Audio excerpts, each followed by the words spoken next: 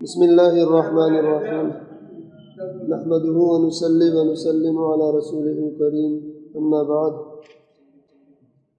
فاعوذ باللہ من الشیطان الرجیم بسم اللہ الرحمن الرحیم انا انزلناه في ليلة القدر وما ادراك ما ليلة القدر ليلة القدر خير من 1000 شهر تنزل الملائكة والروح فيها بإذن ربهم من كل أمر سلام هي حتى مطلع الفجر۔ سورہ قدر مکی صورت ہے اور اس صورت میں 5 آیتیں ہیں۔ بسم اللہ الرحمن الرحیم، شروع اللہ کے نام سے جو بے حد مہربان نہایت رحم والا ہے۔ انا انزلناہ فی لیلۃ القدر، ہم نے اس کو اتارا شب قدر میں۔ وما ادراک ما لیلۃ القدر، اور تو نے کیا سمجھا کہ کیا ہے شب قدر۔ لیلۃ القدر خیر من 1000 شہر، شب قدر بہتر ہے 1000 مہینے سے۔ تنزل الملائکۃ والروح فیہا بإذن ربہم من کل امر، اترتے ہیں فرشتے اور روح اس میں اپنے رب کے حکم سے ہر کام پر۔ سلام ہی حتی مطلع الفجر، امان ہے وہ رات صبح کے نکلنے تک۔ خلاصہ یہ ہے کہ بے شک ہم نے قرآن کو شب قدر میں اتارا ہے۔ تحقیق شب قدر میں نازل ہونے کی اس سے پہلے سورہ دخان کے بیان میں گزری ہے، اور شوق کو بڑھانے کے لیے فرماتے ہیں کہ آپ کو معلوم ہے کہ شب قدر کیسی چیز ہے۔ آگے جواب ہے کہ شب قدر 1000 مہینوں سے بہتر ہے، یعنی 1000 مہینے تک عبادت کرنے کا جس قدر ثواب ہے اس سے زیادہ شب قدر میں عبادت کرنے کا ثواب ہے۔ اور وہ رات ایسی ہے کہ اس میں فرشتے اور روح القدس یعنی جبرائیل علیہ السلام اپنے پروردگار کے حکم سے ہر امر خیر کو لے کر زمین کی طرف اترتے ہیں، اور وہ شب سراپا سلام ہے۔ جیسا کہ بیہقی میں حضرت انس رضی اللہ تعالیٰ عنہ سے مرفوعاً مروی ہے کہ شب قدر میں حضرت جبرائیل علیہ السلام فرشتوں کے گروہ کے ساتھ آتے ہیں، اور جس شخص کو کھڑے یا بیٹھے ذکر میں مشغول دیکھتے ہیں تو اس پر صلاۃ بھیجتے ہیں، یعنی اس کے لیے دعائے رحمت کرتے ہیں۔ اور صاحب خازن نے علامہ ابن الجوزی سے اس روایت میں یسلمون بھی بڑھایا ہے، یعنی سلامتی کی دعا کرتے ہیں۔ اور یسلون کا حاصل بھی یہی ہے کیونکہ رحمت اور سلامتی میں تلازم ہے، اسی کو قرآن کریم میں سلام فرمایا ہے، اور امر خیر سے مراد یہی ہے۔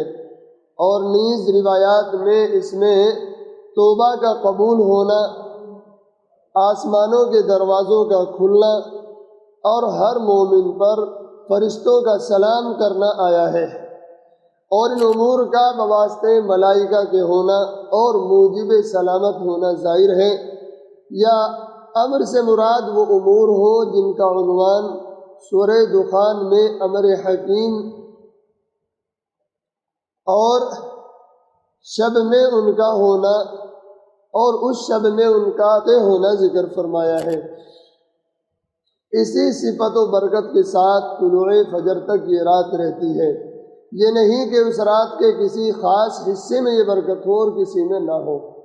یعنی شب قدر غروب آفتاب سے لے کر صبح صادق تک رہتی ہے، جس رات میں ہوتی ہے تو پوری رات میں ہوتی ہے۔ وہ مطلب نہیں جیسے لوگ کہتے ہیں کہ ایک روشنی ہوتی ہے اور بس اسی وقت شب قدر ہوتی ہے، جو دعا کرے اسی وقت دعا کر لے، نہیں، بلکہ یہ رات جس رات میں بھی ہوتی ہے صبح صادق تک پوری رات وہی خیر و برکت رہتی ہے۔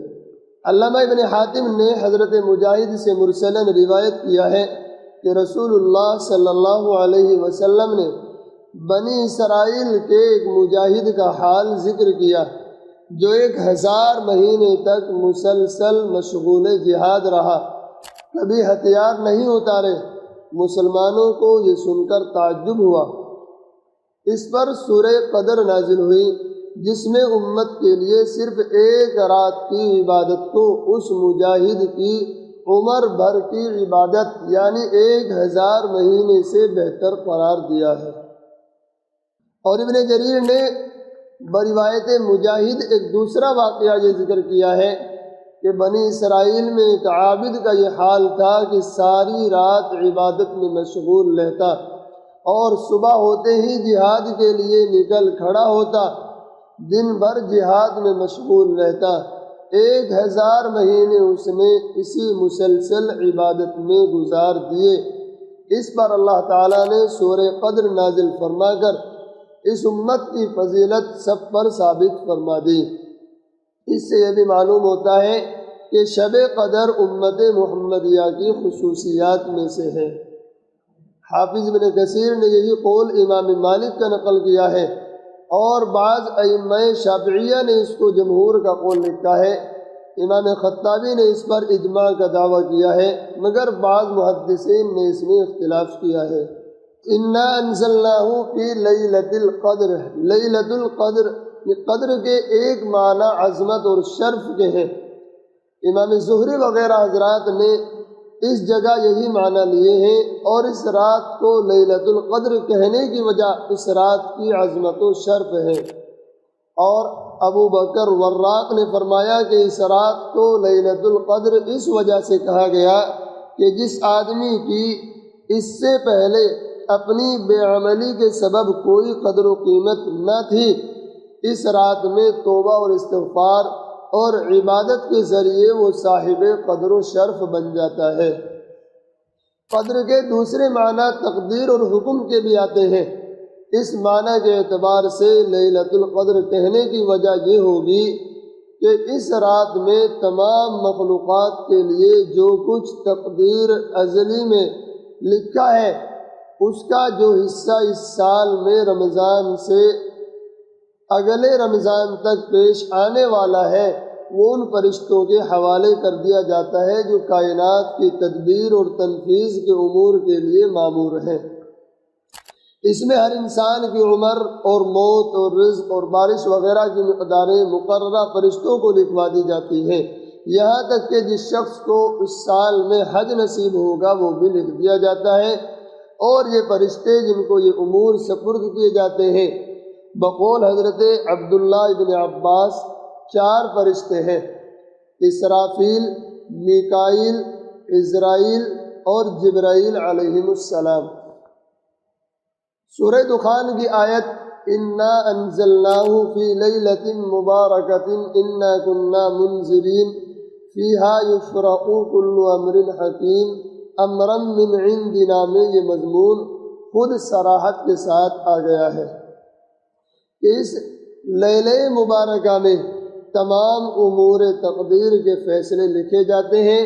اور اس آیت کی تفسیر میں گزر گیا ہے کہ جمہور مفسرین کے نزدیک لیلہ مبارکہ سے بھی مراد بھی لیلۃ القدر ہی ہے، اور بعض حضرات نے جو لیلہ مبارکہ سے نصف شعبان کی رات یعنی شب برات مراد لی ہے تو وہ اس کی تطبیق اس طرح کرتے ہیں: ابتدائی فیصلے امور تقدیر کے اجمالی طور پر شب برات میں ہو جاتے ہیں، پھر ان کی تفصیلات لیلۃ القدر میں لکھی جاتی ہے۔ اس کی تائید حضرت عبداللہ ابن عباس کے قول سے ہوتی ہے جس کو بغوی نے بروایت ابو الضحیٰ نقل کیا ہے۔ اس نے فرمایا کہ اللہ تعالیٰ سال بھر کے تقدیری امور کا فیصلہ تو شب برات یعنی نصف شعبان کی رات میں کر لیتے ہیں، پھر شب قدر میں یہ فیصلے متعلقہ فرشتوں کے سپرد کر دیے جاتے ہیں۔ اور یہ پہلے بیان ہو چکا ہے کہ امور تقدیر کے فیصلے اس رات میں ہونے کا مطلب یہ ہے کہ اس سال میں جو امور تقدیر نافذ ہونا ہے وہ لوح محفوظ سے نقل کر کے فرشتوں کے حوالے کر دیے جاتے ہیں۔ اور اصل نوشتہ تقدیر ازل میں لکھا جا چکا ہے، یعنی اصل تو نوشتہ تقدیر میں لوح محفوظ میں اللہ کے یہاں سب کچھ لکھا ہوا ہے، لیکن اس رات میں وہ ساری چیزیں فرشتوں کو وہاں سے نقل کر کے ان کو گویا ایک ایک کاپی حوالے کر دی جاتی ہے کہ یہ امور اس سال میں ہونے ہیں۔ اتنی بات تو قرآن کریم کی تصریحات سے ثابت ہے کہ شب قدر رمضان المبارک میں آتی ہے، مگر تاریخ کے تعین میں علماء کے مختلف اقوال ہیں جو 40 تک پہنچتے ہیں، مگر تفسیر مظہری میں ہے کہ ان سب اقوال میں صحیح یہ ہے کہ لیلۃ القدر یعنی شب قدر مبارک کے آخری عشرے میں ہوتی ہے، مگر آخری عشرے کی کوئی خاص تاریخ متعین نہیں، بلکہ ان میں سے کسی بھی رات میں ہو سکتی ہے۔ وہ ہر رمضان میں بدلتی بھی رہتی ہے، اور ان 10 میں سے خاص طاق راتیں یعنی 21، 23، 25، 27 اور 29 میں ازروع احادیث صحیحہ زیادہ احتمال ہے۔ اس قول میں تمام احادیث جو تعین شب قدر کے متعلق آئی ہیں جمع ہو جاتی ہیں، جن میں 21، 23، 25، 27، 29ویں راتوں میں شب قدر کا ہونا ذکر کیا گیا ہے۔ اگر شب قدر کو ان راتوں میں دائر اور ہر رمضان میں منتقل ہونے والا قرار دیا جائے تو یہ سب روایات حدیث اپنی اپنی جگہ درست اور ثابت ہو جاتی ہیں، کسی میں تعویل کی ضرورت نہیں رہتی۔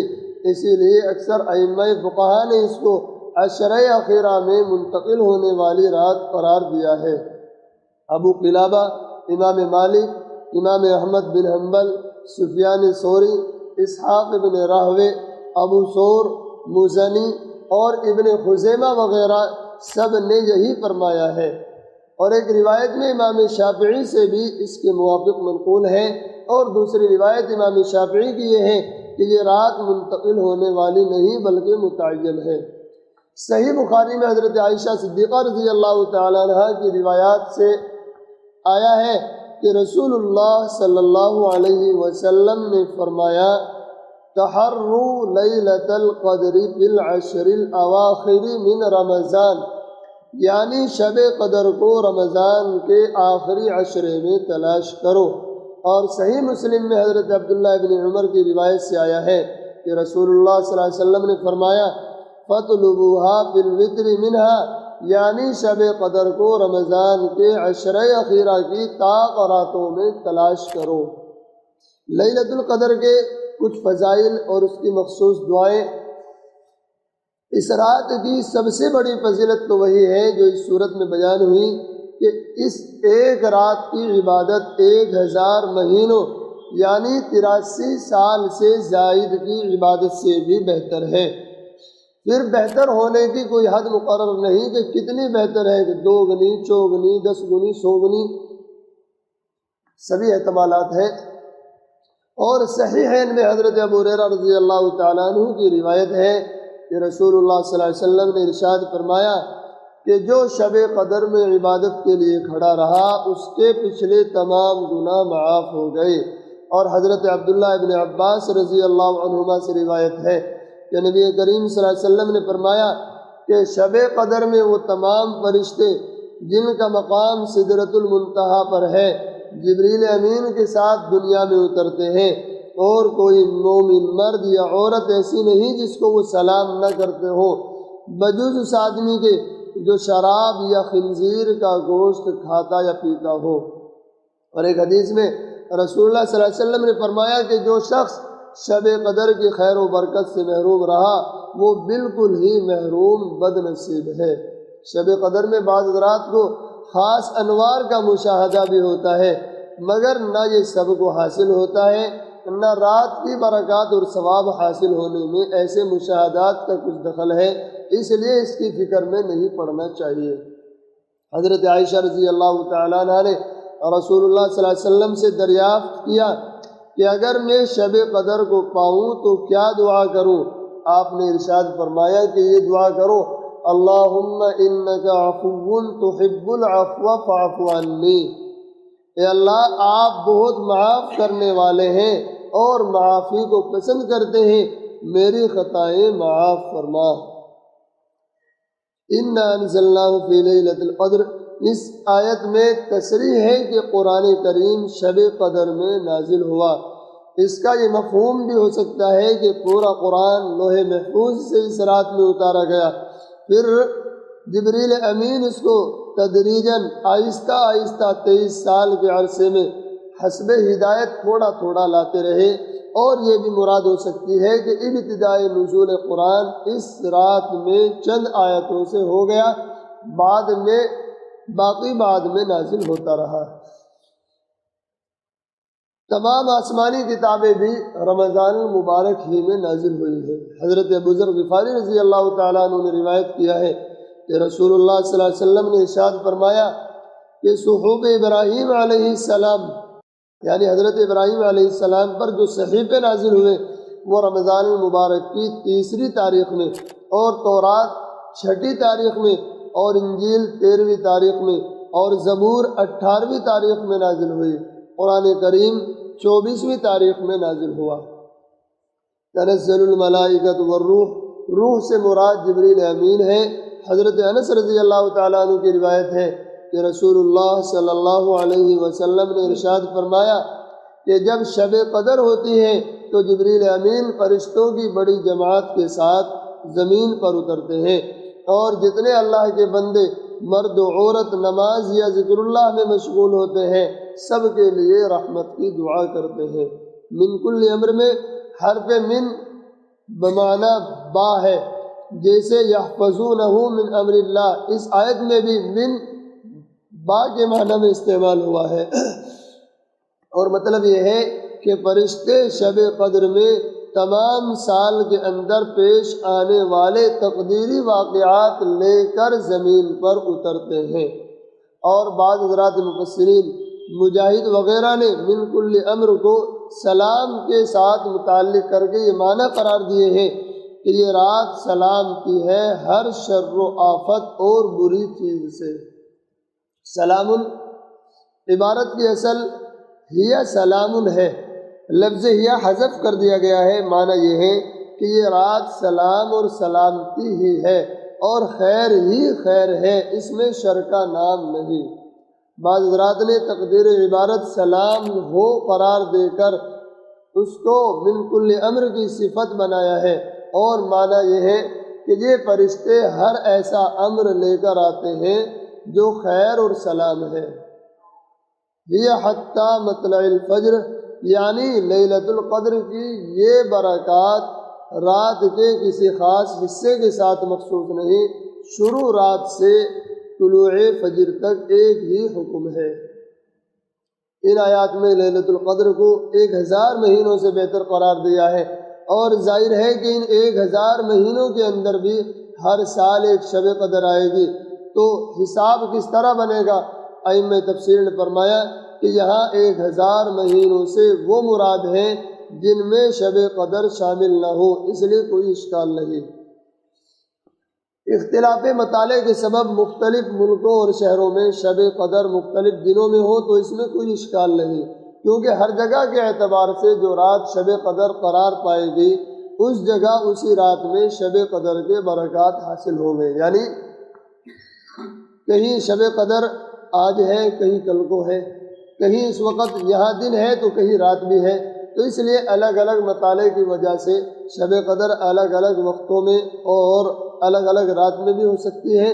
تو یہ فرمایا کہ ہر جگہ کے اعتبار سے جو رات شب قدر قرار پائے گی اس جگہ اسی رات میں شب قدر کے برکات حاصل ہوں گے۔ ایسا نہیں کہ کوئی آدمی یہ سوچے کہ سعودی عرب میں مثلا وہاں ایک دن پہلے رمضان شروع ہو جاتا ہے تو وہاں ایک دن پہلے شب قدر ہوتے ہیں، تو کوئی سوچنے لگے کہ وہاں آج شب قدر ہے تو یہاں بھی اسی کی برکات آج ہی ہوں گی۔ نہیں، ہر جگہ اس کے مطالعے کے الگ الگ ہونے کی وجہ سے جس رات میں شب قدر ہوگی اسی رات میں اس کو وہ برکات نصیب ہوں گی۔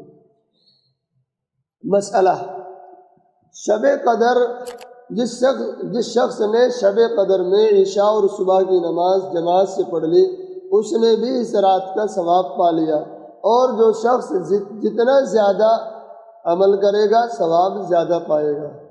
مطلب اس رات میں اگر زیادہ نہ ہو سکے تو کم سے کم عشاء اور فجر کی نماز تو جماعت کے ساتھ پڑھ لینی چاہیے، تو کم سے کم اس آدمی کو اس رات کا ثواب مل جائے گا۔ اور ویسے جو آدمی اس رات میں جتنی عبادت کرے گا، جتنا گڑ ڈالے گا اتنا میٹھا ہوگا، جتنی زیادہ عبادت کرے گا اتنا ثواب زیادہ ملے گا۔ صحیح مسلم میں حضرت عثمان غنی رضی اللہ تعالیٰ عنہ کی روایت ہے کہ رسول اللہ صلی اللہ علیہ وسلم نے ارشاد فرمایا کہ جس شخص نے عشاء کی نماز جماعت کے ساتھ ادا کر لی تو آدھی رات کے قیام کا ثواب پا لیا، اور جس نے صبح کی نماز بھی جماعت سے ادا کر لی تو پوری رات جاگ کر عبادت کرنے کا ثواب اس نے حاصل کر لیا۔ تو یہ سورۃ القدر ہے، اور اس سورت میں خاص طور سے اللہ تعالیٰ نے شب قدر ہی کی فضیلت بیان کی ہے۔ اللہ تعالیٰ ہم سب کو یہ رات اور اس رات کی برکات نصیب فرمائے۔ سبحان اللہ و بحمدہ، سبحانک اللہم و بحمدک، ونشہد ان لا الہ الا انت، نستغفرک و نتوب الیک۔